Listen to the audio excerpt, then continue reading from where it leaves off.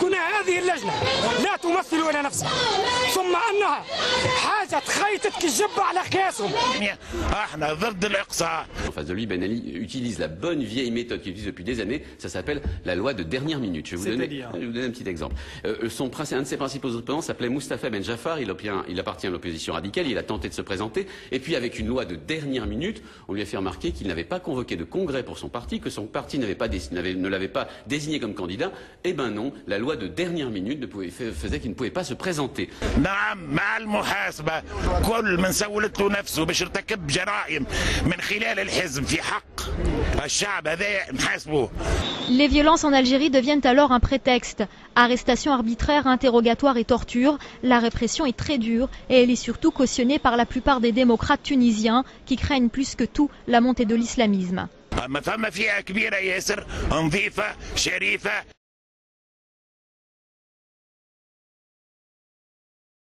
ما تستحقش الإقصاء. جينا بهتنا تباركنا هالثورة هذه. شو حسين ايش؟ حسين ايش خلاص حمرا لوكاسيون هذه لوكاسيون تسمع لوكاسيون كلها تبنى لي لوكاسيون ما راعنا الا دخلنا لا démocratie. Pourtant à peine au pouvoir, il fait des promesses d'ouverture et s'engage à démocratiser le pays. Un vent d'espoir souffle sur la Tunisie, c'est le printemps de Tunis. Une période de grâce qui ne s'étendra pas au-delà de 1989. Début des années 90, Zine El Abidine Ben Ali siffle la fin de la récréation. فما وخيان كانوا في الحزب المنحل هذا اللي ركب عليه الرئيس بن علي وجلد فيه اطراف ومعروفين لازم يدخلوا في تصفيه حسابات. ماذا بينا اليوم باش نبنيو دوله تكون الدوله هذه الناس الكل تشارك فيها والناس الكل تعطي فيها رايها. نحن ضحايا لم نجد مكانا لنعبر فيه.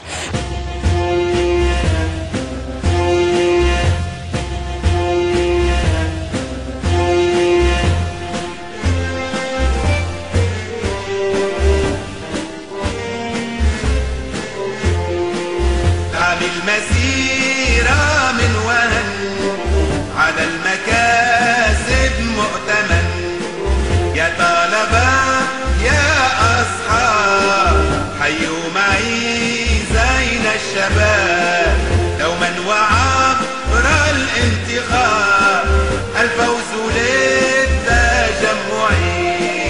الفوز للتجمعي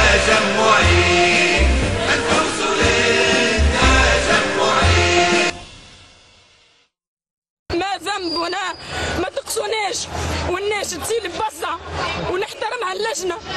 اليوم نحن نحبوا المصالحة الوطنية الحقيقية ونحبوا لا للالتفاف للثورة، نحبوا لا للإقصاء. بالله يفهموني شنو هي اللجنة هذه؟ لمنهم انتم بس كما قال معمر القذافي. لن نسكت بعد الآن، ذلك ما قاله من سبق من المحتجين لنفس السبب، واليوم يصرح هؤلاء أن ردود الفعل هي التي ستحدد استمرار هذه الاحتجاجات من عدمها. فهل يكون الفصل ال15 الذي أصبح الأشهر لديهم شرارة ردود فعل لفئة التزمت الصمت منذ الثورة؟ وينضم إلينا في الأستوديو السيد محمد لزر العكرمي عضو الهيئة العليا لتحقيق أهداف الثورة والإصلاح السياسي والانتقال الديمقراطي. سي محمد لزر مرحبا بك. مرحبا بك يا عايشة. ثم مشكلة في البلاد باعتبار أنه التجمع كان مكون من أشخاص في عموم البلاد. التجمع حلة والتجمعيون ما زالوا موجودين. وأنا هنا الحقيقة ليس دفاعا عن التجمع وإنما دفاعا عن الثورة وما ستؤول إليه من بناء ديمقراطي. أقول أن المبدأ صحيح وكان يمكن أن يكون تفصيلي بأن يشمل الديوان السياسي واللجنة المركزية مثلا والكتاب العامين والباقي هم مواطنون. أصبح حزب معناه ميليشياوي يعبد شخص يدجن يخرج شخص يخرج هو يعمل له يجيب له الحافلات يغني له ويبرر له أخطاء ويبرر له عيوب ويبرر له سرقاته. وأنا أحسب لهم أنهم لم يخرجوا في وجه الشعب وأنهم ما عملوش زنقة في تونس. سنبحث عليه والملايين لتطهير ليبيا شبر شبر بيت بيت دار دار زنقة وأنهم سكتوا. يفهموني شنو هي اللجنة هذه؟ لمنهم انتم بس كما قال معمر القذافي. من انتم؟ منها البلاد، لكن هما باش يقسيونا. احنا يا خويا نطالبوا باستفتاء وما بيناتنا صندوق. Quand l'artisan du changement, c'est son surnom là-bas, c'est pas le génie des Carpates, c'est l'artisan du changement, se présente. Le moins que puisse faire un peuple reconnaissant, c'est au moins lui accorder 90% des suffrages, enfin voyons. Et c'est moi qui suis caustique. D'abord, ensuite 99%, vous étiez modeste. En 94, il a obtenu 99,81%, monsieur Ben Ali. Ah oui. Il cherche encore les 0,19%, vous savez, qui avait osé glisser un bulletin de vote. Et en 99, c'était en 94. En 99, petit retour de forme, il a obtenu que 94,49%. Un peu minable. Hein. Ah oui, c'est petit. Oui, oui, donc on est à peu près dans cette épure-là. Pour vous dire, Bourguiba, qui était le président précédent, lui, je crois que c'était de 54 à 74, a obtenu systématiquement plus de 99%. Du coup, vous savez ce qu'il a fait? Il a décidé que puisque le peuple le voulait absolument tout le temps, il a décidé de changer la Constitution pour faire une présidence à vie. كانت المسيرة عادية ومنظمة وكانت جبنا عديد الإدارات ما كناش نتوقعوا اللي صار مع الاتحاد. اللي حضر معناها أشياء ما كناش نتوقعوها. لأن احنا كيف كنا مطالبنا كانت مطالب حضارية. اللي صار خرج لنا سيف وخرج جماعة على البلكون نتاعها يهدد شاهد السيف هكا بعد بعد شوية كي وقفنا احنا وعملنا بدا يخرج في المولوتوف تبعز مولوتوف يطيش فيها دبوزة بعد دبوزة بعد الحمام دم.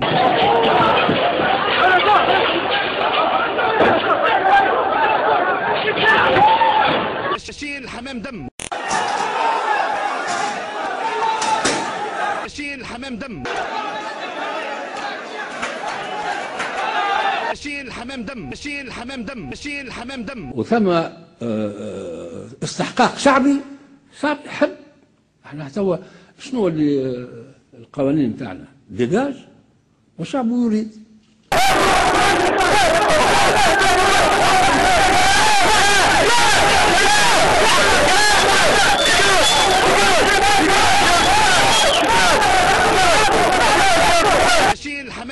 يبقى وأن فعلا ثم كثير من ما يسمى بالرموز هذوما أحرار ويدوروا وكذا، وذا بالنسبة للرأي العام مش حاجة باهية.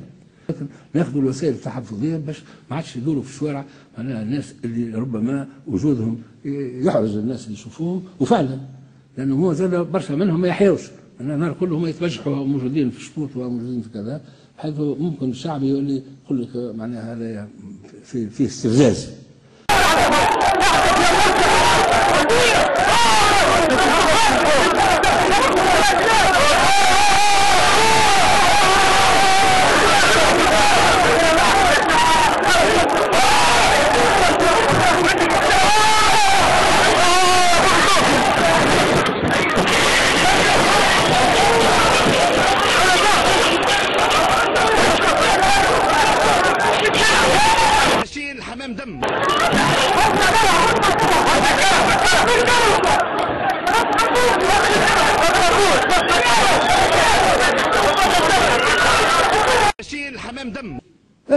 هذوما لازم ناخذوهم على الاعتبار، وما خلاوهم تو في الدول الاخرى اللي يتكلموا بالانجليزي ولا زاد يقولوا ديجاج وخرجوا العلم التونسي، عاد على الاقل نطبقوه احنا عندنا نحن.